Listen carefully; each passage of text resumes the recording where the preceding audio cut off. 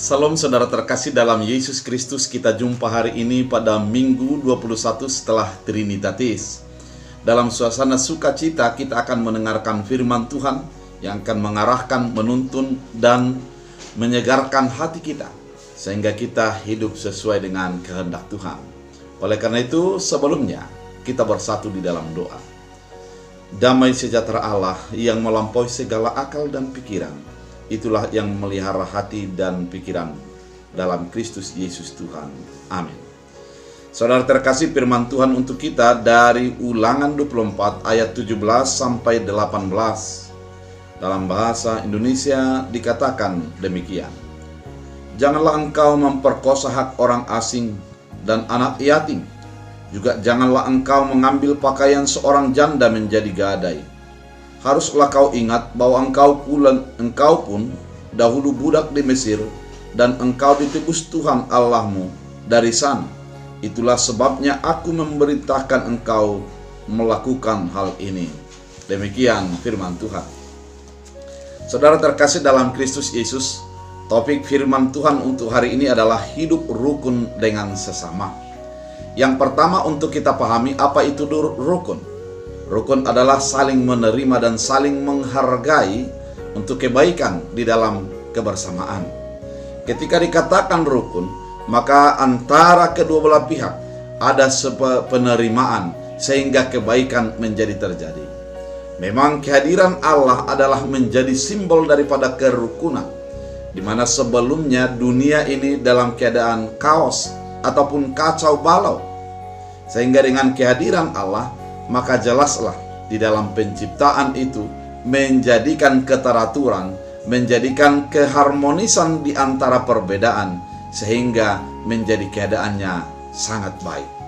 Kita ingat bahwa ketika Tuhan memisahkan antara air dan darat, ketika Tuhan memisahkan antara terang dengan gelap, ketika Tuhan menjadikan antara binatang di laut dan di udara, semuanya menjadi sebuah kebaikan. Karena Allah yang rukun itu datang untuk menjadikan kerukunan di dalam sebuah ciptaan.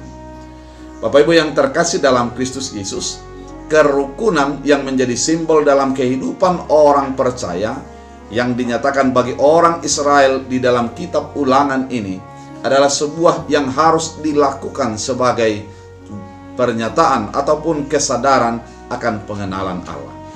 Mengapa dikatakan demikian? Karena memang ketika Allah menjadi yang rukun itu sudah memberikan kerukunan bagi kehidupan mereka.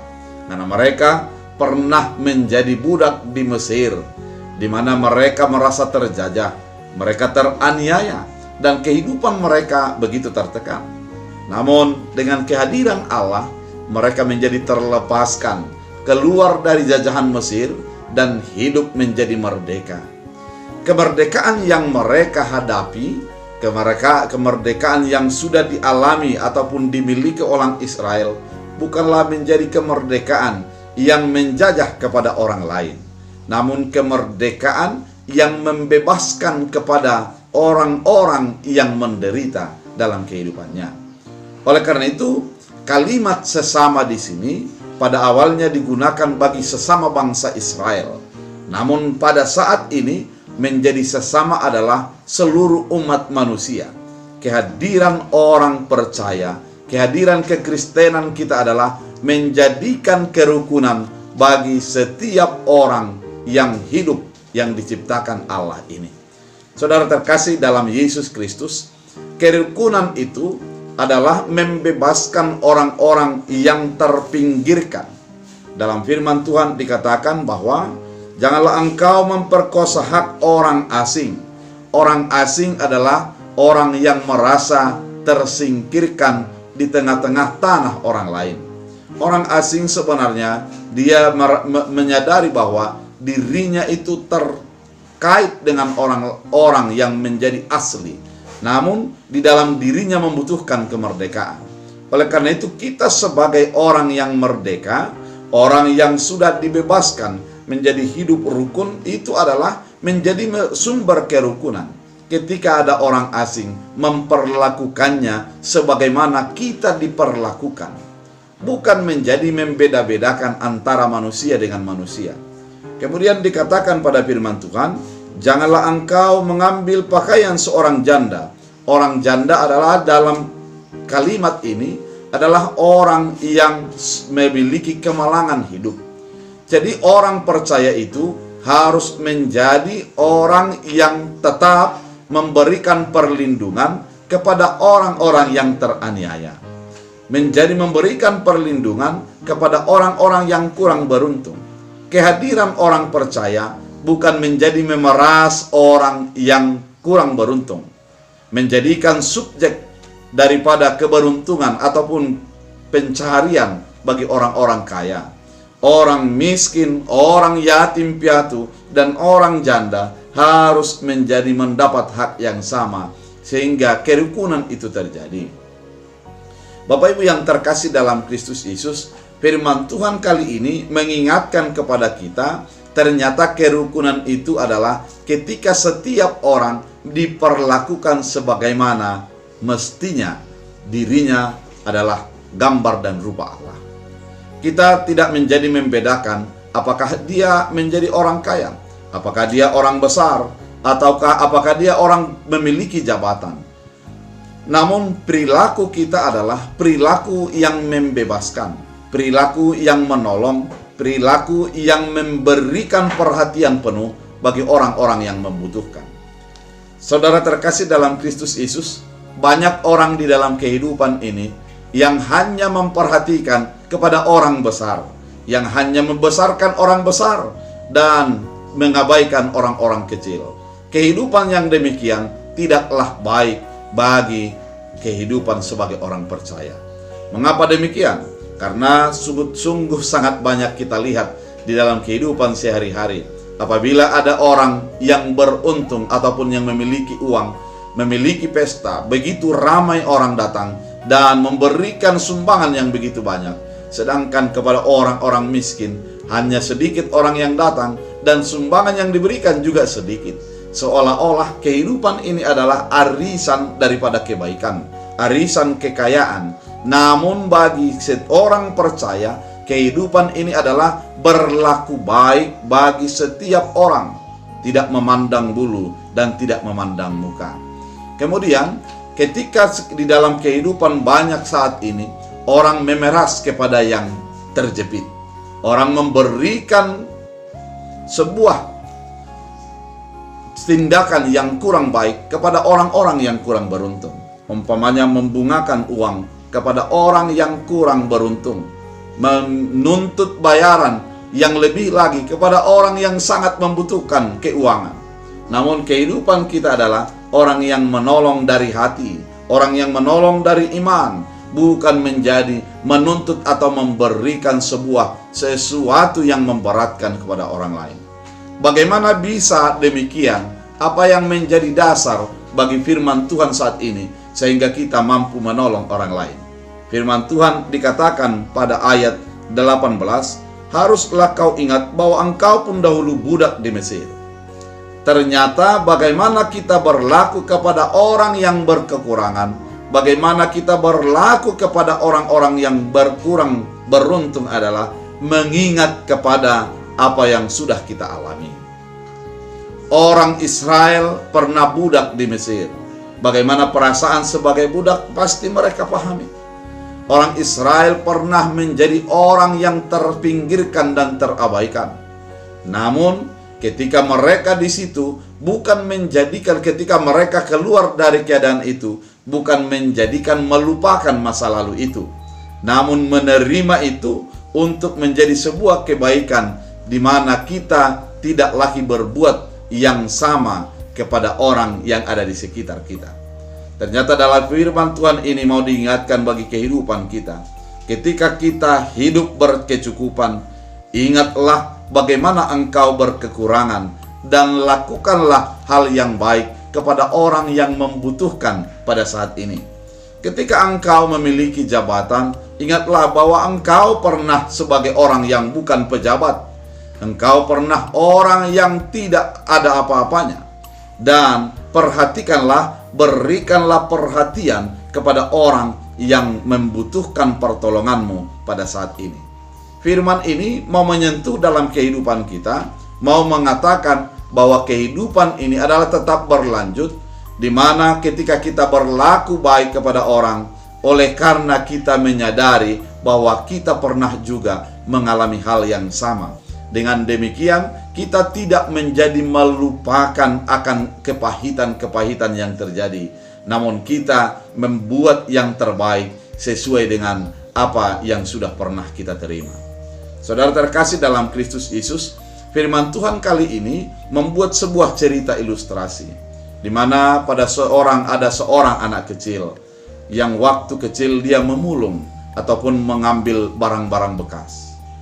Oleh karena pahitnya kehidupan, dia harus membiayai ibunya yang sedang sakit, sedangkan bapaknya adalah sudah meninggal dunia. Ketika dia pergi memulung, sepanjang hari dia menjadi kelaparan. Kemudian dia tidak tahu untuk pergi kemana karena laparnya. Sambil mengambil barang-barang bekas, dia pergi kepada sebuah rumah yang sangat besar. Dia mengatakan kepada ibu itu, "Ibu, bolehkah saya meminta segelas air putih?" Dan dengan senyum yang begitu indah, ibu itu memberikan kepadanya segelas air susu dan juga beberapa keping roti, sehingga dia memakannya dengan lahap dan dia menjadi kenyang. Berjalan waktu, seiring dengan waktu yang berjalan, 20 tahun kemudian, ternyata pertemuan menjadi sebuah yang indah. Ketika ibu itu dalam keadaan sakit yang sangat kritis, kemudian dana yang untuk membiayai tidak ada lagi. Di dalam pengobatan itu, ketika akan keluar dari rumah sakit, dia sudah melihat berapa banyak yang akan dibayar. Tapi di dalam ketika pagi-pagi benar, tertulis di atas meja, "Ibu, pengobatanmu sudah dibayar dengan cangkir susu dan juga beberapa keping roti." Ternyata dokter yang mengobati adalah dokter, yaitu yang pernah ditolongnya sewaktu kecil. Kehidupan ini adalah berputar. Dari cerita ini kita mau diingatkan bahwa ketika kita mengingat kepada masa lalu kita, ketika kita mengingat masa-masa sulit kita, maka kita akan menjadi mampu menolong di dalam masa-masa sulit orang lain. Buka hatimu, buka jiwamu, buka imanmu, bahwa ketika engkau beruntung adalah menjadi saluran berkat bagi orang-orang yang berkekurangan. Kemudian firman Tuhan kali ini dikatakan juga bahwa dahulu budak di Mesir dan engkau ditebus oleh Tuhan. Ditebus artinya adalah dibebaskan, bukan oleh karena upaya, namun oleh karena kuat kuasa Tuhan. Apapun jabatan, apapun pekerjaan kita, bagaimanapun hidup kita saat ini adalah oleh karena diberikan oleh Tuhan. Anugerah Tuhan semata, bukan oleh karena kehebatan kita. Dan segala kepahitan-kepahitan yang kita jalani di masa dulu adalah sebuah rancangan untuk kebaikan dalam kehidupan kita.